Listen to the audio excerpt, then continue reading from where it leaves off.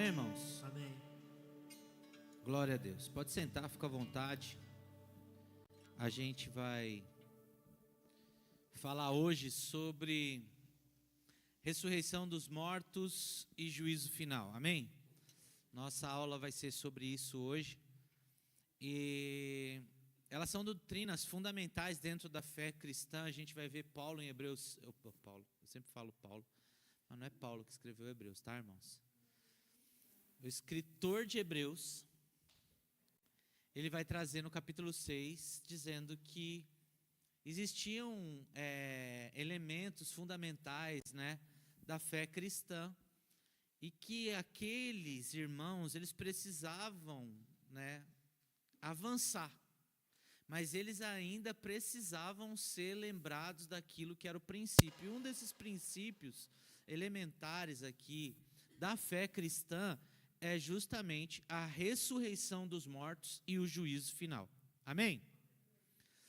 Apesar de várias heresias que tentaram negá-las ou distorcê-las na história da igreja, essas doutrinas, elas são, de fato, eu digo as heresias, elas são meras especulações, né, que têm algum tipo de fundamento baseado nas suas crenças individuais e não na verdade das Escrituras. Amém? Então, nessa aula a gente vai explorar um pouco os fundamentos bíblicos da ressurreição, conhecermos as principais heresias que os primeiros cristãos combateram e compreendermos o conceito principalmente do juízo final e a relação com a ressurreição dos mortos. Amém? Então vamos primeiro para o fundamento bíblico da ressurreição. Primeiro no Antigo Testamento. Então hoje eu deixei o microfone aí embaixo. Eu não sei onde ele está, ele deve estar por aí em algum lugar. Mas eu deixei o microfone aí embaixo. Para vocês lerem comigo aí. Então eu queria que vocês abrissem a Bíblia aí. A primeira passagem que eu quero ler é Daniel, no capítulo 12.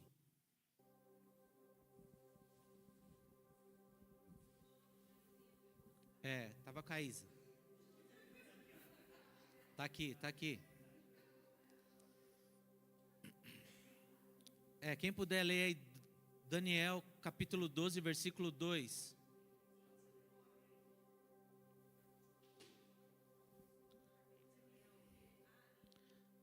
Tá aqui, ó. Vamos ler aqui, ó, juntos.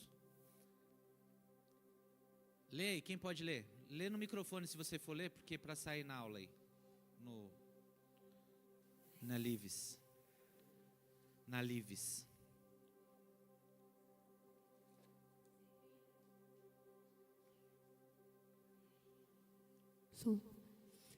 Multidões que dormem no pó da terra acordarão, uns para a vida eterna, outros, porém, para a vergonha e a repugnância eternas. Amém? Então o que a gente já vê aqui? Às vezes a gente acha que esse conceito de ressurreição dos mortos é só no Nova Aliança, só no Novo Testamento, mas a gente vai ver aqui, como Daniel está falando, que isso já é também uma questão profética, mas Daniel está construindo uma ideia no Antigo Pacto de que haveria ressurreição dos mortos. Então muitos judeus acreditavam nisso, e ele diz: muitos dos que dormem no pó da terra ressuscitarão, uns para a vida eterna e outros para a vergonha e o horror eterno. Cara, olha isso, então mostra que a ressurreição ela não é universal apenas em seu alcance, mas também em seus resultados. Ou seja, a vida eterna ou a condenação, ela é geral e não só uma parada isolada ali. Amém? Então, tanto para a salvação quanto para a condenação existe vida eterna. Ok? Isaías 26, 19. Isaías 26, 19. Acho que para a gente ser mais fluido aqui, talvez ele vai colocar, mas eu vou ler aqui. Os vossos mortos e também os seus cadáveres viverão e ressuscitarão. Despertai e exultai, os que habitais no pó, porque o teu orvalho, ó Deus, será como o orvalho da vida, e a terra dará luz aos seus mortos. Usa a metáfora do túmulo como útero, né? Aqui Isaías ele está trazendo isso. e a ressurreição como um despertar e um nascimento. Amém? Salmo 49, 15. Hoje a gente vai dar uma passeada boa. Salmo 49, 15. É bom, irmãos, vocês irem anotando esses versículos para depois vocês irem estudando, né? Ou quem tem o hábito de depois visitar lá no YouTube, pode fazer isso também. Amém? Então, Deus remirá a minha alma do poder da morte, pois Ele me tomará para si. Amém? Expressa aqui em Salmo 49 a esperança de resgate da morte. Vai além da mera continuidade da alma após a morte, ou seja, Deus vai remir. Amém? Não é só um resgate, não é só tirar, mas é remir toda a minha natureza, toda a minha vida em Cristo Jesus e me dar uma nova vida. Amém? Esses são os fundamentos teológicos no Antigo Testamento, certo? A criação do homem como ser corpóreo, Gênesis 2, 7. A morte como interrupção do padrão original da vida. Tipos e sombras, né? Ezequiel 37, ossos secos. Isaac ressuscitado, Gênesis 22, a necessidade da ressurreição para o cumprimento das promessas divinas. Agora vamos para o Novo Testamento. A ressurreição, ela torna-se uma doutrina explícita e central, amém? Então vamos para 1 Coríntios capítulo 15. Aqui a gente vai precisar ler 15, começando do versículo 12 ao 19, e aí eu vou precisar que vocês leiam aí. Sim. Ora, se é pregado que Cristo ressuscitou dentre os mortos, como alguns de vocês dizem que não existe... Como alguns de vocês dizem que não existe ressurreição dos mortos, se há ressurreição dos mortos, Cristo não ressuscitou. Se não há.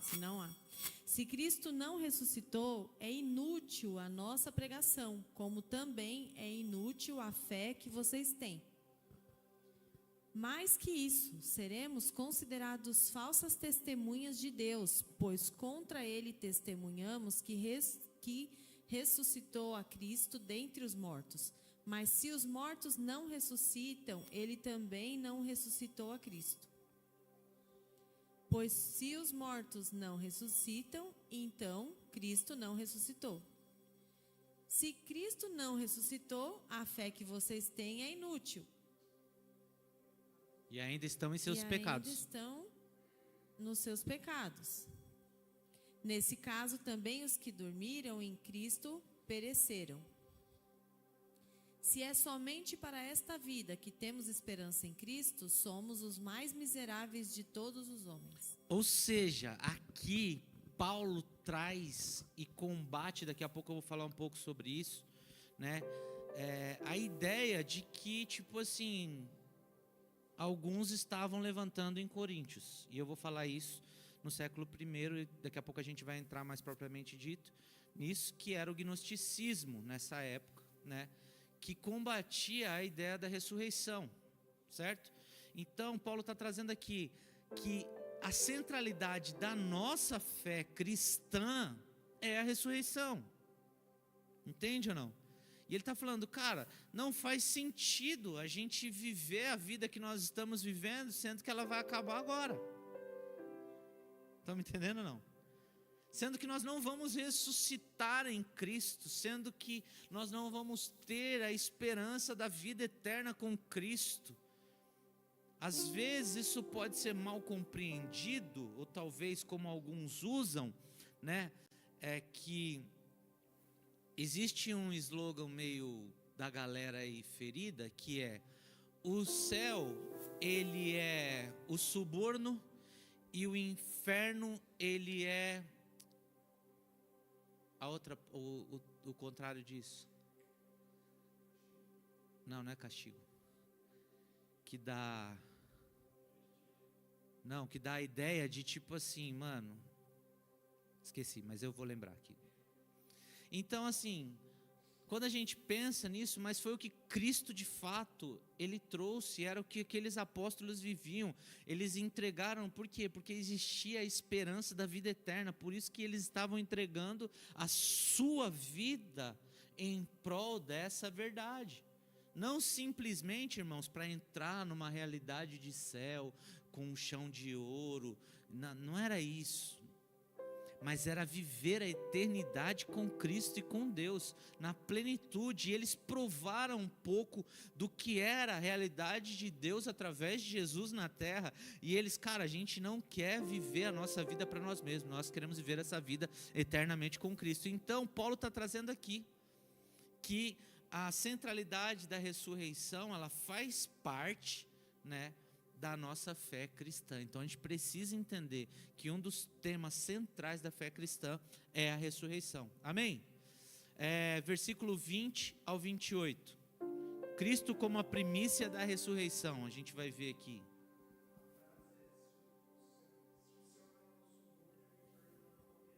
É isso aí. O céu é o suborno e o inferno é a ameaça.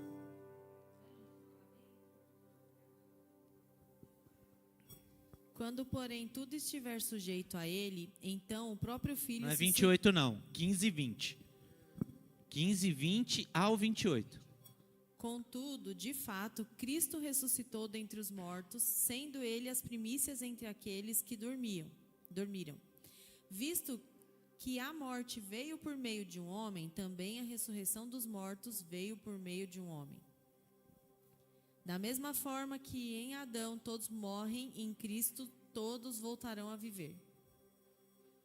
Mas cada um por sua vez, Cristo, as primícias, depois, quando ele vier, os que lhe pertencem. Então virá o fim, quando ele entregar o reino a Deus, o Pai, depois de ter destruído todo o domínio, toda a autoridade e todo o poder. Pois é necessário que ele reine até que todos os seus inimigos sejam postos debaixo dos seus pés. O último inimigo a ser destruído é a morte. Uau. Porque ele sujeitou todas as coisas debaixo dos seus pés. Ora, quando se diz que todas as coisas lhe foram sujeitas, fica claro que isso não inclui o próprio Deus, que submeteu a Cristo todas as coisas. Quando, porém, tudo estiver sujeito a ele, então o próprio Filho se sujeitará àquele que todas as coisas lhe sujeitou, a fim de que Deus seja tudo em todos. Amém? Então aqui, Paulo está falando, Jesus é a primícia da ressurreição, mas tem um propósito em tudo isso, para que aquilo que era promessa de Deus, amém? Em todo Velho Testamento, em todas as profecias, que era o quê? A imagem do rei que reinaria eternamente. Vocês estão comigo aí? Então, isso se cumpre em Jesus. E Paulo está falando isso. Ou seja, Deus, na sua autoridade, sujeitou todas as coisas debaixo do governo de Cristo Jesus, e isso de forma eterna. Então a nossa esperança como cristãos, como aqueles que buscam o Senhor, como aqueles que estão, é sim de viver uma vida eterna com Ele, mas também de junto com Cristo, governar durante a eternidade, porque essa é a promessa das Escrituras. Amém ou não? A natureza do corpo ressurreto, ou seja, qual é essa natureza? Do versículo 35 até o 49. Mas alguém pode perguntar: como os mortos ressuscitam? Com que espécie de corpo virão? Insensato, o que você semeia não nasce, a não ser que morra. Quando você semeia, não semeia o corpo que virá a ser, mas apenas um simples grão como de trigo ou de outra planta. Mas Deus lhe dá um corpo segundo a vontade dele e dá a cada espécie da semente um corpo apropriado. Nem toda a carne é a mesma, mas os homens têm uma espécie de carne, os animais têm outra, as aves outra e os peixes outra. Há corpos celestes e também corpos terrestres. Contudo, o esplendor dos corpos celestes é um e dos corpos terrestres é outro. Um é esplendor do sol, outro da lua, outro das estrelas. Cada estrela tem o seu próprio esplendor. Assim será como a ressurreição dos mortos. O corpo que é semeado é perecível e ressuscita imperecível. É semeado em desonra e ressuscita em glória. É semeado em fraqueza e ressuscita em poder. É semeado um corpo natural e ressuscita um corpo espiritual. Se há corpo natural, há também corpo espiritual. Assim está escrito: o primeiro homem, Adão, tornou-se um ser vivente. O último Adão, espírito que dá vida. Então, olha só. Paulo está falando assim, cara, vocês não estão entendendo. Porque a dúvida era o quê? A gente vai ressuscitar com que corpo? Com isso aqui? E Paulo começa a combater a ideia a respeito de que o corpo seria essa natureza carnal. Entende? Por quê? Porque existia uma ideia também que vinha de Platão, que a matéria era ruim e o espírito era bom. Entende ou não? Então assim, como alguém morre e ressuscita? A ressurreição, na verdade, não é uma bênção. A ressurreição é um castigo. Sendo essa filosofia que existia, e isso que a igreja de Coríntios acreditava, eles falavam assim, peraí gente, a gente aprendeu a vida inteira de que a ressurreição nesse corpo é um castigo. Mas o que Paulo está falando? Paulo está trazendo a consciência de que, mano, vocês são muito burros. E eu quero trazer aqui para vocês, cada um tem um tipo de carne. E se essa semente, porque o próprio Jesus falou, se a semente caindo no chão não morrer, não produz. Está me entendendo ou não? Ele falou, isso aqui é uma semente que vai ser plantada.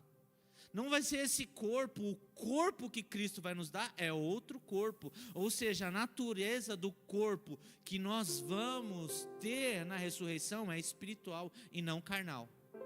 Isso aqui tem vários desdobramentos. Por quê? Porque não é só a questão de ser espiritual em ser espírito, mas da verdade de Deus, quando Deus sopra de fato, né, a vida dele, não é simplesmente ser um corpo, uma carne ou um espírito vagando na terra.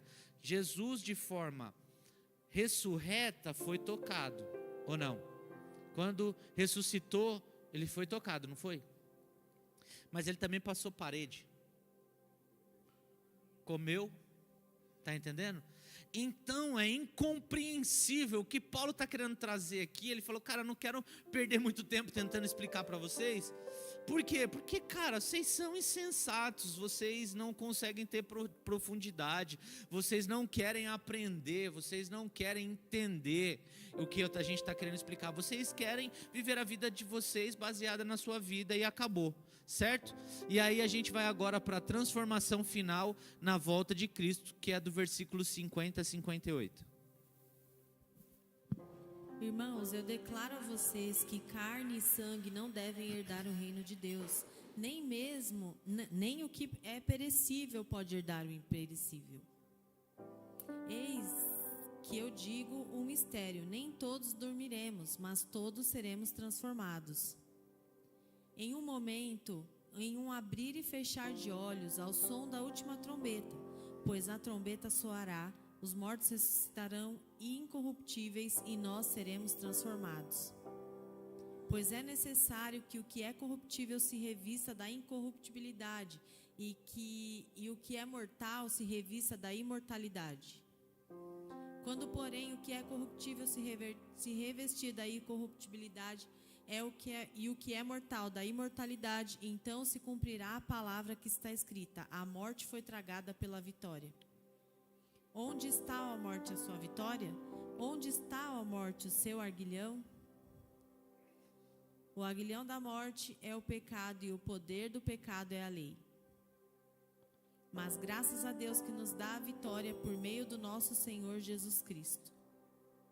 Portanto, meus amados irmãos, mantenham-se firmes e inabaláveis. Sejam sempre dedicados à obra do Senhor, pois vocês sabem que no Senhor o trabalho de vocês não é inútil.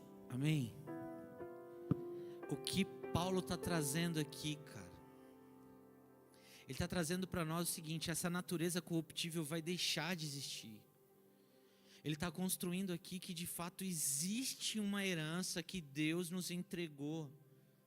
De que todo o nosso trabalho está produzindo, como a gente falou aqui, né, no culto de Páscoa, uma glória que é eterna e há de ser revelada.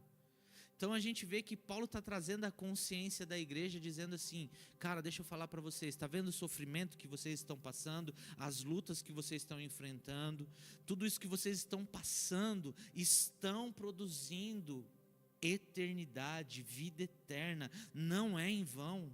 O trabalho de vocês, o esforço de vocês, o sofrimento de vocês não é em vão. Mas por que nós hoje, como igreja contemporânea, muitas vezes nos desanimamos?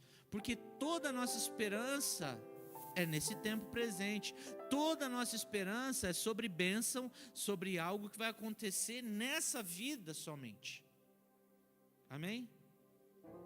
Mas olha só, Jesus ele trouxe uma esperança aos seus discípulos dizendo o seguinte: olha, ele começa a falar sobre a recompensa daqueles que abandonaram, que entregaram tudo, e os seus discípulos chegam e perguntam para ele: então a nossa recompensa também será maravilhosa, porque nós estamos deixando tudo. E aí Jesus olha para ele e fala assim: olha, deixa eu te falar, aquele que deixou pai, mãe, casa, o que for, por amor de mim, receberá ainda nessa vida 100 vezes mais. Mas se você olhar ali, todas essas coisas são coisas básicas e necessárias. E a maior de todas é relacionamento. Ele está falando aquele que deixa pai, irmão, mãe, marido, esposa. Está entendendo ou não? Não é deixar, mas que forem repudiados, que não forem aceitos, estão me entendendo ou não? Que de fato não o negarem por causa dessa realidade. Ou seja, o que você escolhe? Você escolhe seguir a Cristo ou você escolhe ter um marido? Você escolhe seguir a Cristo ou receber uma herança? Você escolhe servir a Cristo ou ter seu filho perto de você? Era sobre isso que ele estava falando. Por quê? Porque muitos da época de Jesus faziam isso. Muitos dos judeus convertidos tiveram que deixar, cara. Está entendendo ou não? Pai, mãe, irmão, casa. E Jesus fala: vocês receberão 100 vezes mais. Por quê? Porque Jesus já estava olhando o quê? A igreja que nasceria. E da igreja que nasceria, aquele que deixou a casa teria agora o quê? 100 casas. Porque não é individualismo. Não é individualidade. É corpo, é família. Está entendendo? A ideia do individualismo vem de Nietzsche. No niilismo, trazendo o que é a ideia: já que vocês mataram Deus na ciência, matem Deus também na ética. Vivam a vida de vocês, para vocês e para a alegria de vocês de forma individual. Não ponha a esperança ou alegria nos relacionamentos. Pense em você. E aí começou a nascer o conceito da individualidade. Está entendendo ou não? Ou melhor dizendo, do individualismo, porque individualidade todos nós temos. Nós somos ser individuais. Mas o individualismo é a doença da individualidade. Está entendendo? Porque Deus te fez um ser individual. Ninguém é igual a ninguém. Ninguém tem a mesma impressão digital, a mesma íris. Vocês são seres distintos. Podem parecer, mas quando forem fazer as impressões digitais, o Danilo está ali, né? Outra coisa é a arcada dentária. Tudo isso prova o quê? Nós somos seres individuais, únicos. Estão me entendendo ou não? E o que Paulo está querendo trazer aqui é sobre a verdade disso. Olha, deixa eu falar uma coisa, vocês serão alguém parte de uma natureza incorruptível, que faz parte agora da família de Deus. Vocês vão receber a herança, o DNA, a vida de Deus. Vocês estão me entendendo ou não? Mas isso não alegra o nosso coração. Sabe o que alegra o nosso coração? Falar que a gente vai receber carro, casa, prosperidade, bênção e não vida eterna. João 11, 25. Vou ler aqui. Eu sou a ressurreição e a vida. Quem crê em mim, ainda que morra, viverá. E todo que vive e crê em mim não morrerá eternamente. Jesus se identifica como a própria ressurreição, a vida eterna, o começo. A vida eterna começa agora e se consuma de fato na ressurreição. Na ressurreição de quem? De Jesus. Amém?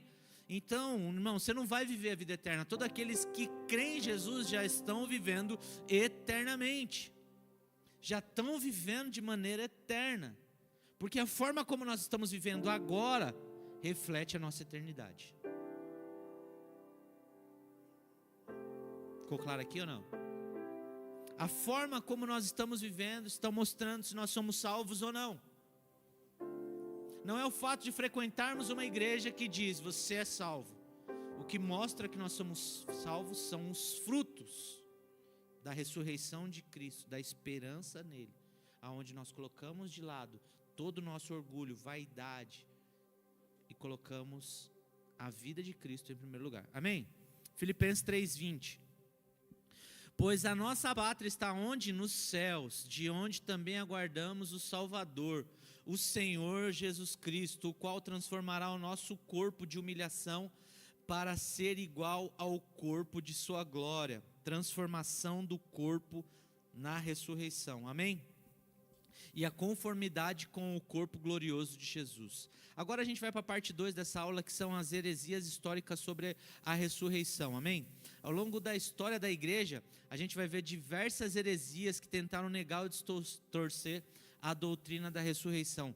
E a primeira delas era uma heresia judaica que também já existia lá, Jesus combate um pouco deles, que eram os saduceus. Eles negavam completamente a ressurreição dos mortos, eles não acreditavam em anjos, espíritos ou na imortalidade da alma, e eu estou falando de judeu, eu não estou falando de gente que não seguia, de judeu.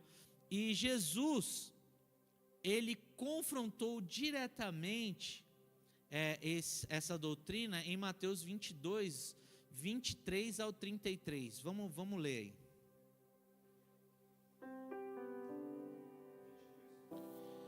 Mateus 22, 23 a 33. No mesmo dia, os saduceus, que dizem não haver ressurreição, aproximaram-se dele com a seguinte questão: Mestre, Moisés disse que se um homem morrer sem deixar filhos, o irmão desse homem deverá se casar com a viúva e gerar a descendência para o seu irmão. Havia entre nós 7 irmãos, o primeiro casou-se e morreu, como não teve filhos, deixou a mulher para o seu irmão. A mesma coisa aconteceu com o segundo, com o terceiro e até o 7º. Finalmente morreu também a mulher. Pois bem, na ressurreição, de qual dos 7 será a esposa, visto que todos foram casados com ela? Jesus respondeu: vocês estão errados pelo fato de não conhecerem as Escrituras nem o poder de Deus. Na ressurreição, as pessoas não se casam, não são dadas em casamento, mas são como anjos no céu. Quanto à ressurreição dos mortos, vocês não leram o que Deus disse a vocês: Eu sou o Deus de Abraão, o Deus de Isaac, o Deus de Jacó. Não, é uma pergunta. Eu sou o Deus de Abraão, o Deus de Isaac e o Deus de Jacó? Ele não é Deus de mortos, mas de vivos. Ouvindo isso, a multidão ficou admirada com o seu ensino. Olha só, Jesus ele chegou e ele confronta, mas de uma maneira muito simples e sucinta. Por quê? Ele fala assim, ele está usando algo para poder defender que eles não acreditavam. Mas o ponto maior aqui, ele está dizendo o seguinte, é o começo do que ele, do seu ensino, dizendo assim, ó, sabe por que vocês erram? Porque vocês não conhecem nem as Escrituras e nem o poder de Deus. Vocês não sabem de fato o que as Escrituras estão falando. E vocês não sabem no que se baseia o poder de Deus. É por isso que vocês estão com esse questionamento. E aí Jesus fala assim, ó, ninguém vai dar em casamento e não vai casar lá no céu, porque eles serão como anjos. Mas os saduceus não acreditavam em anjos. Estão me entendendo? O que Jesus está querendo trazer aqui? Vocês precisam sair desse lugar de serem rasos e entender que muito daquilo que Deus faz é através da fé. Por quê? Porque sem fé, sem convicção, sem certeza é impossível agradar a Deus. Entende?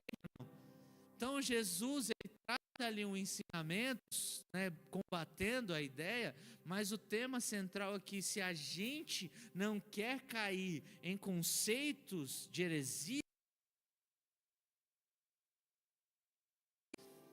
e eu estou falando não somente da letra, porque os saduceus conheciam a letra, mas eles não tinham a revelação, eles não tinham o poder de Deus. Amém?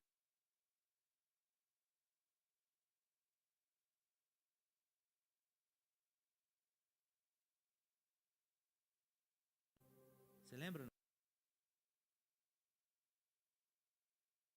Gnoses é conhecimento. Oi? É, o gnosticismo, mas o gnose é sabedoria.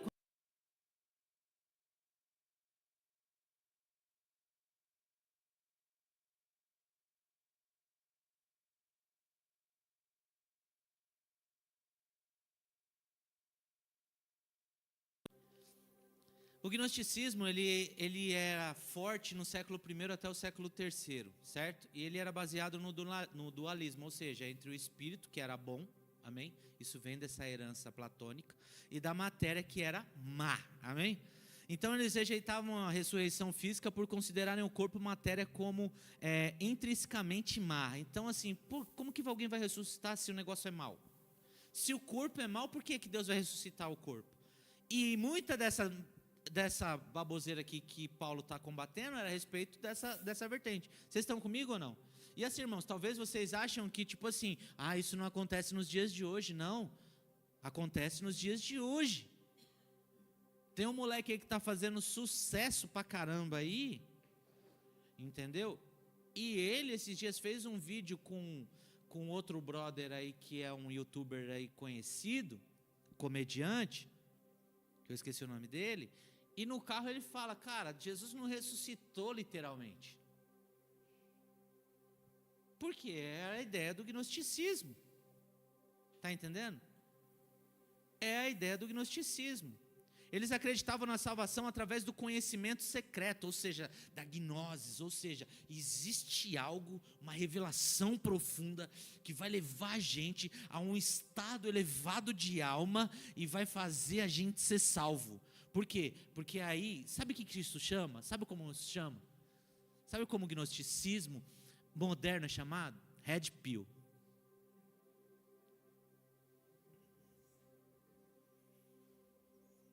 Você sabe o que é Red Pill ou não? O que é Red Pill? A pílula vermelha. O que era a pílula vermelha? Está me entendendo? Era isso. Do Matrix, não tomava, ia abrir para uma nova realidade, e eles começavam a enxergar. Tem uns babaca que ainda são Red Pill cristãos ainda. Tá entendendo? Mas são. Gente, na boa, assim, eu não vou falar o nome, mas tem um cara aí que defende uma parada chamada maçonaria, que ele defende os Red Pill, cara. Tá entendendo ou não? E aí dentro disso, tem um monte de baboseira lá dentro. E o que de fato é isso? Isso aqui, cara, é o que muitas vezes nós estamos buscando dentro da igreja. Porque a gente é influenciado Porque a fé, a convicção de que a palavra é real, de que a verdade da vida de Jesus me transforma, não é suficiente. Então eu preciso de o quê? De uma nova revelação. Eu preciso de um conhecimento mais profundo. Está entendendo? De algo que me faça falar, uau, meus olhos se abriram. Sabe por que existe tanta teoria de conspiração? O que você está vendo não é o que você está vendo. Nasce do gnosticismo, cara. Está entendendo ou não? Existe uma verdade por trás de tudo isso. Existe. Mas chama reino espiritual. Não tem nada a ver com o que a gente espera. Está entendendo ou não? E outra, não adianta você ficar atrás de um cunhado.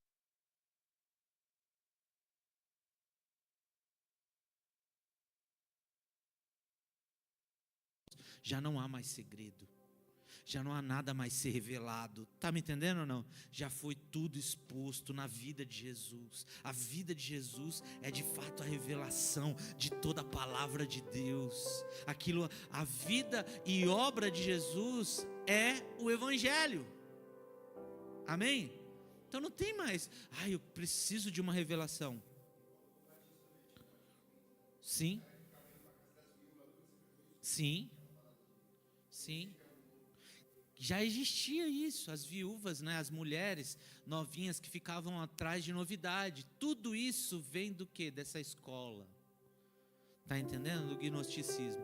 Consequência para a doutrina da ressurreição, dentro do gnosticismo: a negação da ressurreição física de Cristo, a interpretação da ressurreição como puramente espiritual simbólica. Está vendo que nada é novo? Salomão já dizia isso em Eclesiastes: nada é novo debaixo do céu, meu irmão. Então às vezes a gente está vendo teorias e a gente está falando, nossa, isso aqui é nossa, isso aqui não, cara, vai estudar a história da igreja, você vai ver que já em algum momento, algum apóstolo já combateu isso, amém? Outra heresia do século I ao II foi o dessotismo, o docetismo, do grego doken, que é parecer, apresentar. Ensinava que Jesus apenas parecia ter um corpo físico. Não era um corpo físico. Assim, a cruz, o sangue, sabe, que jorrou água, aquilo ali foi um holograma. Seu corpo seria uma ilusão ou aparência fantasmagórica. Consequências para a ressurreição a partir disso. Se Jesus não tinha um corpo real, não poderia ressuscitar fisicamente. Negava tanto a morte quanto a ressurreição física de Cristo. Mano, isso já estava no século I. Já tinha gente debatendo isso no século I, nos primeiros anos da igreja. Está me entendendo ou não?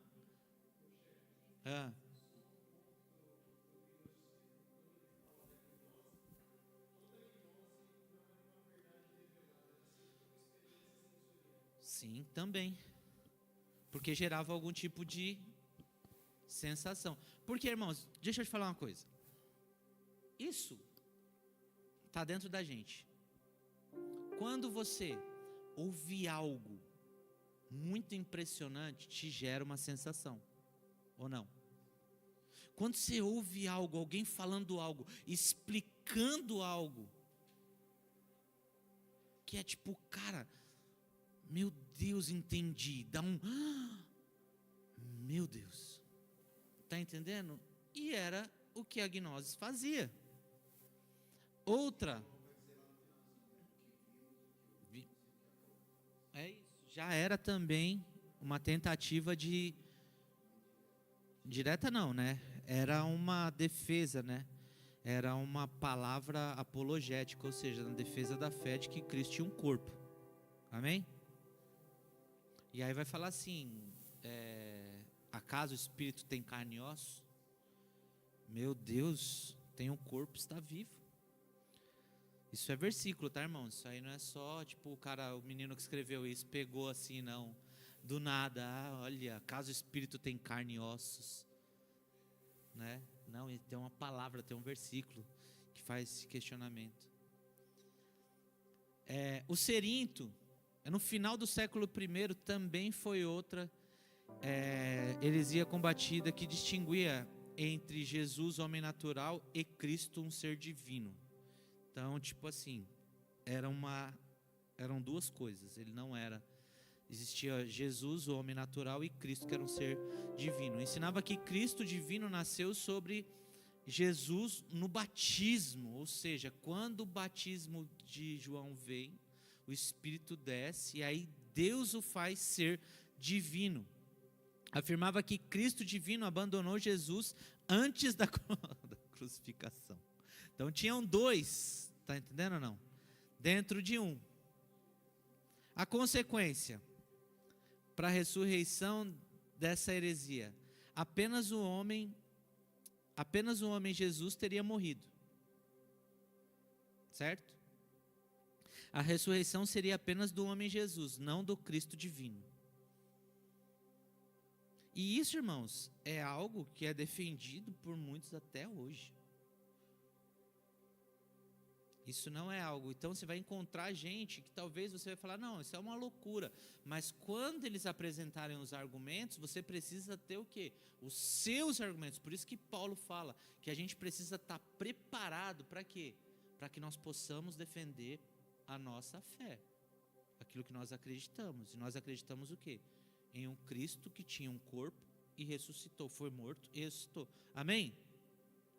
A resposta da igreja primitiva a tudo isso: a ênfase na realidade do corpo ressurreto de Jesus, certo? Então a gente vai ver várias passagens bíblicas falando sobre isso, como a gente acabou de citar, João, Paulo falando sobre isso. As insistências nos relatos das aparições pós-ressurreição, que viram Jesus, tocaram em Jesus, o próprio Tomé tocou em Jesus, amém?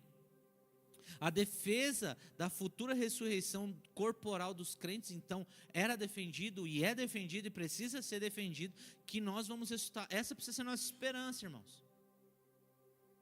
Amém ou não? Não é que a sua esperança é que, a partir do momento que você conheceu Cristo, agora os seus problemas acabaram. Só quem é velho lembra disso aí. Pois na igreja... pais da igreja como Irineu, Tertuliano, Justino Martírio combateram essas heresias. Amém? Parte 3, a gente vai agora para o juízo final. Agora, bora lá. Base bíblica do juízo final. A primeira, Mateus 25, 31 ao 46. A parábola das ovelhas e dos bodes. Precisa ler ou não? Deixa eu ver. É do 31 ao 46. Vai, vamos ler. Amor. Aperta de novo.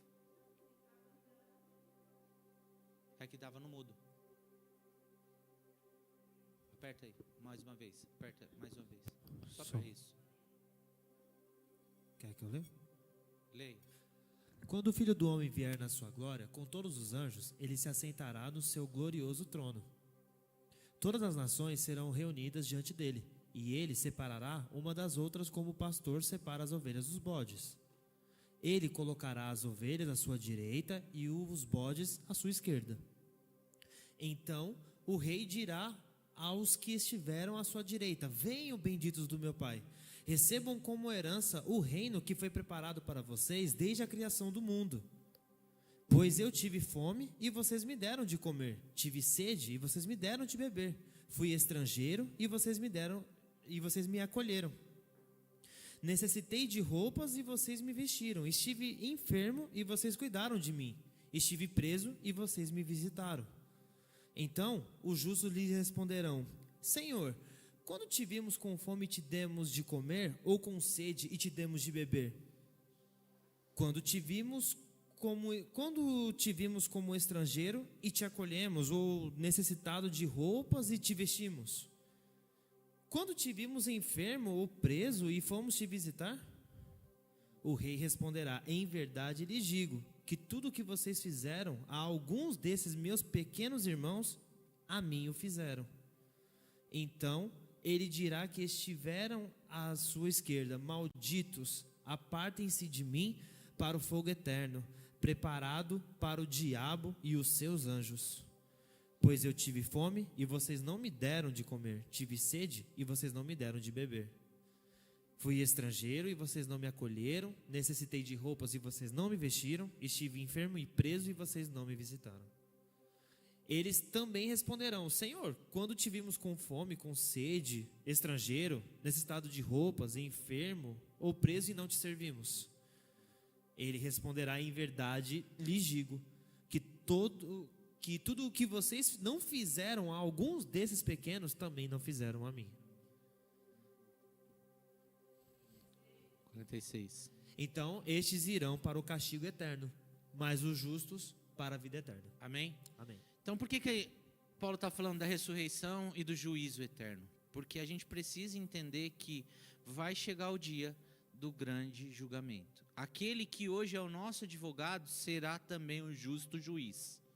Amém? Que julgará as nações. E o julgamento das nações serão por causa daquilo que nós apresentamos como obras. Ou seja, nós não seremos salvos pelas nossas obras, mas pela fé. Mas foi para as boas obras que nós fomos salvos. Faz sentido ou não? Quer que eu explique de novo? Nós não somos salvos por meio das obras. Mas Paulo vai afirmar o seguinte, que para as boas obras é que nós fomos salvos. Ou seja, Deus nos salva para nos fazer reflexo dele na terra, mas não é por elas que nós vamos ser salvos. Ou seja, o reflexo da salvação, o reflexo do encontro real com Cristo é uma vida que frutifica boas obras. E é por isso que ele está falando de ovelhas e de bodes. Se a gente for ver, elas crescem juntas. Tem até uma aparência mais ou menos ali, tá entendendo ou não? Mas bode é o quê? Terrível. Quem vê aqueles vídeos lá, o Adenise, né? Lá no mínimo, lá na Bahia, o cara vai cuidar do bode, mano, se ele se revoltar é só cabeçada. A gente vê esses vídeos aí deles correndo atrás e dando cabeçada, não quer nem saber, por quê? Porque se revolta até mesmo contra os seus tutores, contra aqueles que estão cuidando deles. Eles não são domesticáveis, eles não são obedientes, estão me entendendo? E o que Jesus está falando ele vai separar as ovelhas, que é o contrário disso. Ovelha é obediente, ovelha na sua grande maioria ouve a voz, ela é ruim de visão, mas ela é muito boa de audição. Então de longe ela consegue ouvir a voz do pastor, ela segue. Então elas andam, tipo assim, às vezes quando a gente vê esses filmes de Jesus retratando, tem tipo, sei lá, 10, 15 ovelhas, igual quem assistiu o negócio lá de Davi, a gente vê lá ele, tipo assim, tem umas 15 ovelhinhas lá. Não, meu irmão, pastor de ovelha em Israel era muita ovelha. Tá entendendo? Era muita ovelha, muita mesmo. Então, Jesus está falando, as ovelhas, elas vão ser separadas dos bodes. Ou seja, existe pessoas que de fato são obedientes, entenderam, vivem a vida que Jesus propôs. Então, toda palavra escrita e tudo aquilo que Jesus falou vai ser de fato aquilo que ele vai usar para no final separar ovelhas de bodes. Por que ele usa essa questão de tipo, ó, quando eu estive preso me visitaste, quando estive com fome me deste de comer, quando estive nu você me vestiste, quando estive enfermo você me visitaste, quando eu estive estrangeiro você me acolheste, tá entendendo? Porque isso reflete de fato o caráter daqueles que receberam Cristo, que não estão vivendo mais uma vida para si mesmos, entende ou não? Mas daqueles que foram alcançados pela mensagem do Evangelho, que entenderam quando Jesus disse, vocês farão isso em memória de mim, vocês, da mesma forma que eu entreguei meu corpo para ser partido, vocês também vão entregar os seus corpos, vocês vão entregar os seus recursos, para de alguma forma aliviar a dor do necessitado, está me entendendo ou não? Então, quando a gente começar a entender isso, a gente vai de fato, né, entrar nessa realidade, que no juízo final Deus vai separar. Deus, ele está dizendo aqui, Jesus está falando nitidamente, Deus vai fazer separação entre aqueles que herdarão o reino e aqueles que enfrentarão a condenação eterna. Isso é real, meu irmão. Isso é palavra de Jesus. Se a gente tivesse aqui em uma missa, quando o padre leu isso aqui, ele no final ele ia falar palavras de Jesus. Tá entendendo ou não? Mas a gente tá ouvindo tanto que a gente já tá assim, tipo,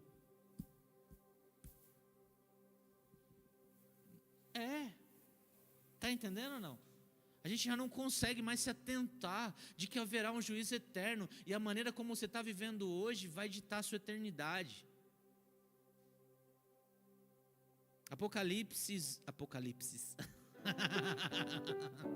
Apocalipse 20, 11.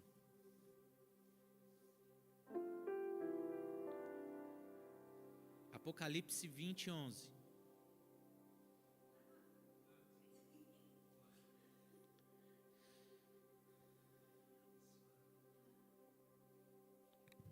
É o inimigo. Depois vi um grande trono branco e aquele que nele estava assentado. A terra e o céu fugiram da sua presença e não se encontrou lugar para eles. 12. Vi também os mortos, grandes e pequenos, em pé diante do trono, e livros foram abertos. Outro livro foi aberto, o livro da vida. Os mortos foram julgados de acordo com o que tinham feito, segundo o que estavam escritos nos livros. 13. O mar entregou os mortos que nele havia, e a morte e o Hades entregaram os mortos que neles haviam. E cada um foi julgado de acordo com o que tinham feito. Então, a morte e o Hades foram lançados no lago de fogo. O lago de fogo é a segunda morte. 15. Aqueles cujos nomes não foram encontrados escritos no livro da vida foram lançados no lago do fogo. Amém? Amém. Então existe uma realidade presente e verdadeira sobre o juízo eterno, sobre o juízo final. Isso aqui era ensinado na igreja. E é por isso que a gente vê o escritor de Hebreus falando, será que a gente vai ter que falar de novo, ensinar vocês novamente sobre essas questões? Eu vou correr aqui, porque a gente já está com o tempo apertado, mas 2 Pedro 3, 10, 13 diz o seguinte, novos céus e nova terra. Mas o dia do Senhor virá como um ladrão de noite, no qual os céus passarão com grande estrondo, e os elementos ardendo se desfarão, e a terra e as obras que nele há se queimarão. Mas nós, segundo a sua promessa, aguardamos novos céus e nova terra, em que habita a justiça. Amém ou não? Irmãos, deixa eu falar uma coisa. A ideia de Deus não é só a eternidade no céu. Por isso, a gente não acredita no arrebatamento secreto. A gente não é pré-tribulacionista. Ou seja, quando a gente canta a música lá, mas a igreja será arrebatada num piscar de olhos. Isso é mentira, tá? Não está na Bíblia. Porque a ideia do arrebatamento é visível. A Bíblia diz que todo olho verá. Mas o que vai ser transformado em um piscar de olhos? Nossos corpos. Os nossos corpos serão transformados em um piscar de olhos. Amém? Agora, essa ideia de que, tipo assim, haverá um arrebatamento secreto e tal, isso tem 200 anos só, irmãos. Isso não tem muitos anos. A igreja, como um todo, passou por perseguições, por guerras, por prisões, por morte, por martírio. Aí fala para eles assim, ó, vocês vão ser arrebatados antes disso. Hã? Tá de brincation with me? Não existe isso, cara. Tá entendendo? Por quê? Porque a esperança de fato é Deus conosco em meio ao sofrimento. Por isso Jesus falou aos seus discípulos, no mundo tereis aflições, mas tende bom ânimo, eu venci o mundo. E a gente vai ver Paulo falando, ô morte, onde está a tua vitória? Não é só a morte do corpo, mas é a morte eterna. Nós não passaremos por essa condenação eterna, ou seja, por essa morte eterna. Amém? O papel de Cristo no juízo. Cristo como juiz divino designado pelo Pai. Amém? Então, ele vai ser aquele que vai se assentar como juiz julgando as nações. E por que Cristo?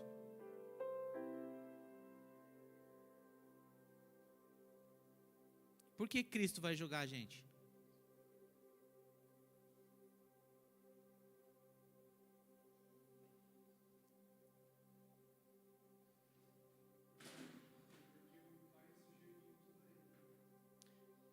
Essa é uma verdade. Primeiro ponto, o Pai sujeita todas as coisas ao governo de Cristo. Mas Cristo vai ter propriedade para nos julgar.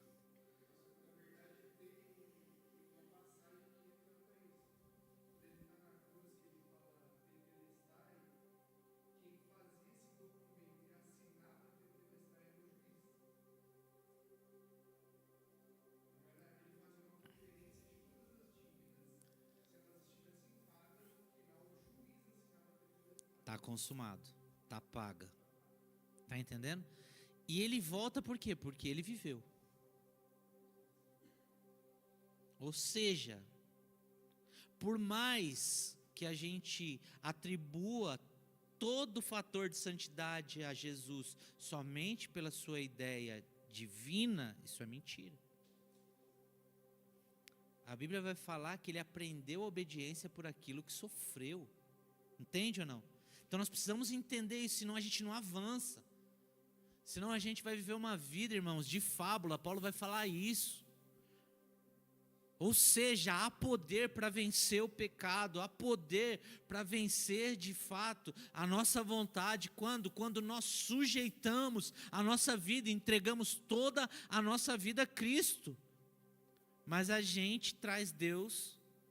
E aí é onde muitos me questionaram, inclusive o Alexandre, em uma das nossas reuniões, dizendo assim: eu não entendi quando você falou que Deus não cabe na nossa vida.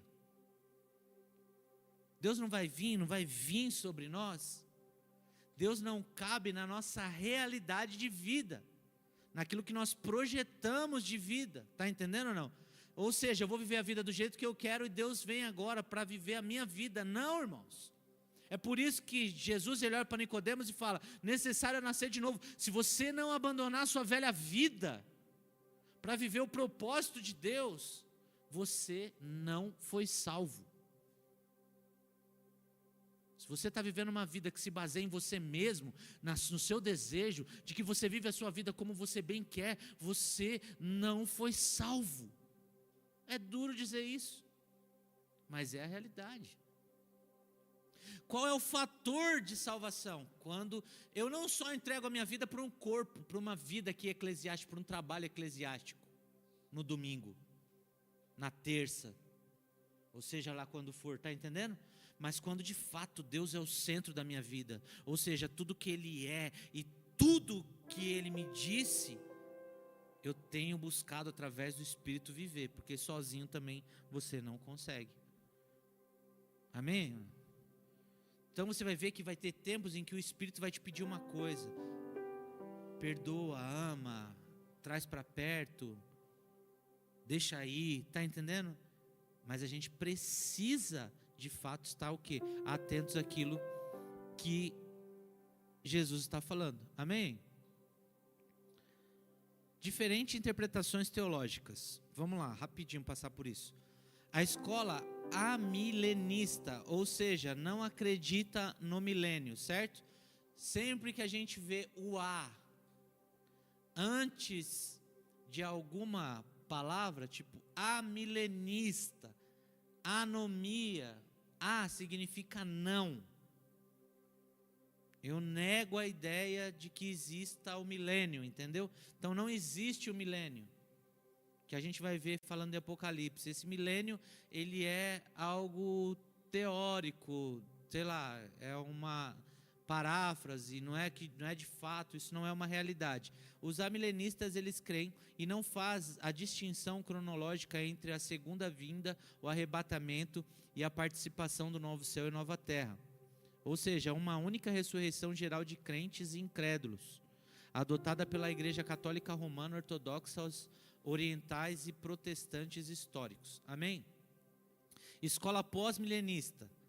A escola pós-milenista, ela diz que a segunda vinda ocorrerá após o milênio. Ou seja, Jesus ele só vem para julgar depois desse milênio. Amém?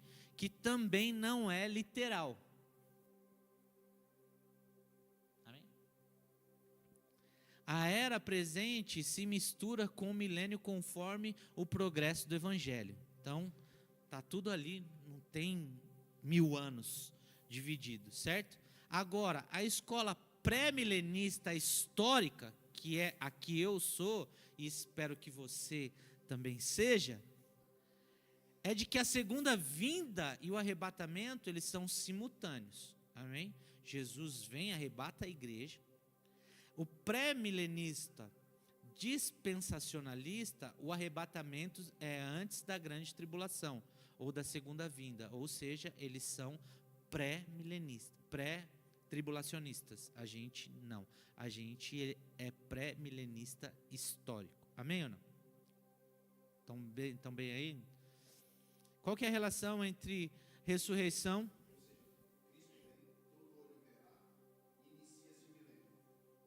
Isso aí.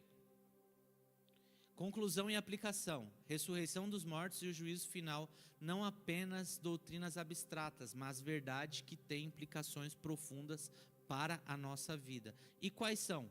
Primeiro, esperança. Ressurreição trata da nossa esperança. Gera em nosso coração o quê? Esperança. Porque quando a nossa esperança está somente nessa terra, sabe o que Paulo vai falar? Depois vocês leem o capítulo 15 de 1 Coríntios.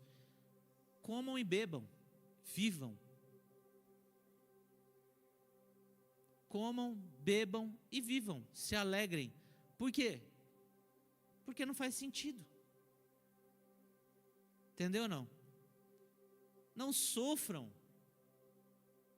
Se não existe ressurreição, vivam a vida de vocês. Agora, a nossa esperança está que essas tribulações leves e momentâneas estão produzindo para nós uma esperança que é eterna, é uma glória que é eterna, amém? A ressurreição, ou seja, o juízo final, ele traz para nós motivação para a santidade, amém? O juízo final nos lembra da prestação de contas. Eu queria só abrir um parêntese aqui, eu tenho 5 minutos ainda para acabar, mas eu queria abrir um parêntese aqui. Irmãos, eu quero que a gente aprenda isso. O fato simplesmente de não pecarmos pecados morais não quer dizer que nós somos santos. Isso precisa estar muito claro dentro da gente. Por quê? Porque judeus ortodoxos, fariseus, seguiam toda a lei moral de Moisés, estão me entendendo? Toda a lei, de forma íntegra. Jesus falou, cara, vocês são perfeitos, vocês dão dízimo até do cominho, do endro, do coentro, sendo que Deus não pediu isso. Vocês são perfeitos, mas vocês não são santos. Não existe santidade em vocês, sabe por quê? Porque a vida de vocês não está separada para Deus. Ou seja, tem um negócio muito legal, que todas as vezes que eu oro aqui no café da comunhão, e o Clebão está do meu lado, ele fala assim, não consagra não, senão a gente não come. Por quê? Porque a partir do momento que eu consagro o alimento, ele já não é mais meu, eu não posso comer, é de Deus, está entendendo? Vocês estão me entendendo ou não? A ideia de consagrar algo a Deus é entregar para Deus. É por isso que Ele pede a nós uma vida consagrada, ou seja, uma vida entregue a Ele. Então, o que se baseia de fato a santidade? A santidade é sim não pecar moralmente, mas também viver uma vida entregue a Deus. A minha vida já não é mais para satisfazer os meus desejos, a minha vontade. A minha vida, ela é uma vida que vai de encontro com a vontade eterna de Deus, soberana de Deus. Eu não vivo mais. Por isso que Paulo diz, Paulo viveu uma vida santa, mesmo condenando Demas e Alexandre Latueiro ao inferno. Porque ele disse, já não sou eu mais quem vivo, mas Cristo vive em mim. Estão me entendendo ou não? Então a gente vai ver Pedro vivendo uma vida santa, mesmo sendo que um hipócrita. Porque ele entregou a sua vida como oferta ao Senhor. Consagrou a sua vida para viver o propósito de Deus. Amém? Então, quando a gente passa e começa a ver essa questão a sério do juízo eterno, a gente vai viver uma vida separada para Deus, certo? A gente vai fazer a valorização, a gente vai viver a valorização do corpo contra o dualismo, o gnosticismo, o gnóstico, que afirma que o valor, não existe valor no corpo. Tá entendendo? Então, assim, por que existe algumas pessoas que não valorizam a criação, matéria? Por que às vezes a gente acha, como alguns uns bobões aí, já falar alguma merda aqui, fala assim, não, essa coisa de pauta ambiental é de gente de esquerda, tem nada a ver isso. Meu irmão, isso é daqueles que amam a criação e o Criador. Tá entendendo? A gente não pode entrar nessa ideia platônica de que tipo assim, não, a matéria é ruim. A justiça final, a confiança de que Deus trará justiça perfeita no final da nossa vida. Amém? E principalmente, irmãos, aqui, para mim, é o mais punk. Ressurreição e juízo eterno traz para nós a consciência da urgência da missão. É fazer discípulos. Amém? Foi para isso que Jesus te chamou. Como cristãos, somos chamados a viver à luz destas verdades, permitindo que Ele molde nossa perspectiva sobre a vida presente e futura. Amém, irmãos?